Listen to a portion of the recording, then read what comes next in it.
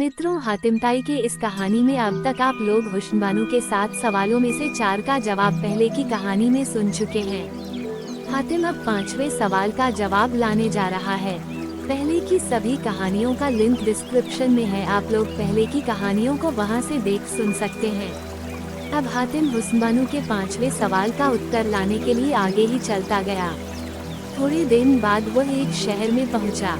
वहां के निवासी उसे बादशाह के सम्मुख ले गए। बादशाह ने कहा, तू कहां से आया है और कहां जाएगा?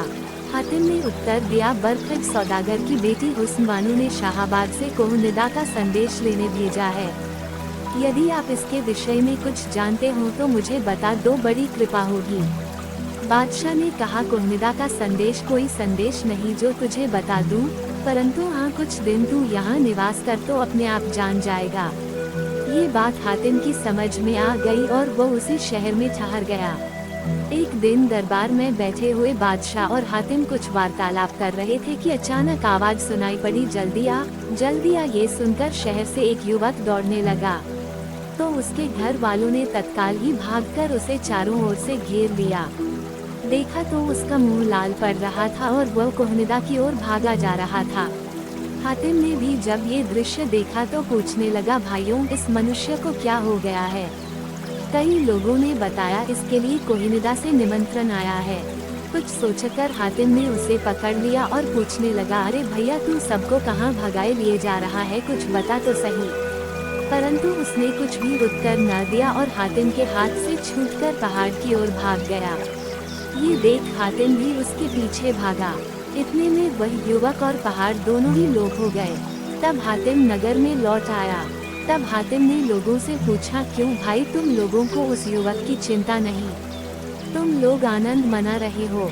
ये सुन लोग बोले, भाई, हमारे देश की ऐसी रीत नहीं है कि जाने वाले के लिए कोई रोए या आंसू बहावे। तू क्यों चिंता करता है? और इस तरह 15 मनुष्य हातिम के सामने गए, मगर लौटकर कोई नहीं आया जो वहाँ का कुछ संदेश दे। अब जिन लोगों के साथ हातिम बैठता उठता था उनमें से भी एक युवक का नाम हातिम था। इन दोनों में परस्पर बड़ी गहरी मित्रता हो गई थी। खूनी बहुत बलवान होता है। वहाँ के हातिम को कोहनिदा से बुलावा आया और सबको छोड़ वो कोहनिदा की ओर भागने लगा।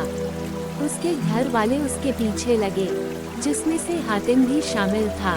हातिम ने प्रण कर लिया, चाहे जो हो, पर इसका साथ नहीं छोड़ूंगा। दोनों हाथों से मित्र हातिम को हातिम ने जोर से जकड़ लिया। निदान वह सब लोग एक जगह खड़े रहे और वह दोनों पर्वत के नीचे आ पहुँचे। उसने बहुतेरा बल किया कि इस हातिम से छूट जाए, परंतु उसने उसे नहीं छोड़ा। दोनों पर्वत पर चढ़ गए। वहाँ एक कोठी था, सो फिर दोनों ही एक खिड़की द्वारा उसमें घुस गए।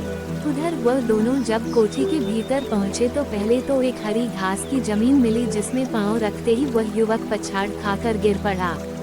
हातिम ने बहुतेरा उठाया, परंतु उठ न सका। थोड़ी देर पीछे उसके प्राण पखेरु उड़ गए और जमीन फट गई और वह युवक उसमें समा गया। फिर जमीन पहले की तरह ज्यों की त्यों हो गई और वहाँ भी घास उगाई।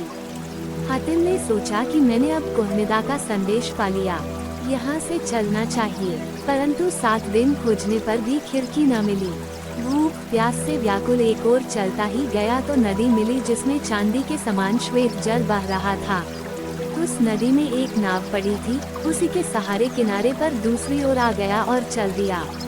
वहाँ से चलकर थोड़े ही दिन में हातिम हुस्न बानो के शहर शाहाबाद पहुँच गया। हुस्न बानो ने सुना तो हातिम को कुर्सी पर बैठा दिया। हुस्न बानो कहने लगी, कोहनिदा का क्या संदेश लाए? तब हातिम ने इस यात्रा का सारा समाचार कह सुनाया और विश्वास के लिए हाथ के नख दिखाए जो अभी चांदी के थे।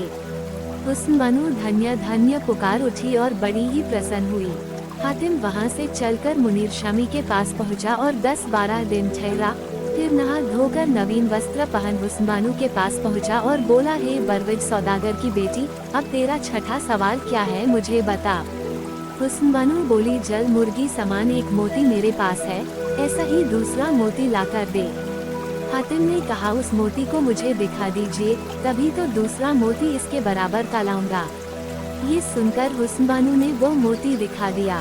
तब हातिम ने कहा, इसका मुझे चांदी के बराबर बनाकर दे। सुनकर हुस्न बानो ने मोती के बराबर चांदी का मोती बनाकर हातिम को दिया और हातिम ईश्वर का नाम ले उसका जोड़ा मिलाने के लिए चल दिया। मित्रों, हातिम चला छठे सवाल का जवाब लाने। छठे सवाल का जवाब अगले भाग में, तब तक के लिए शुभ विदा।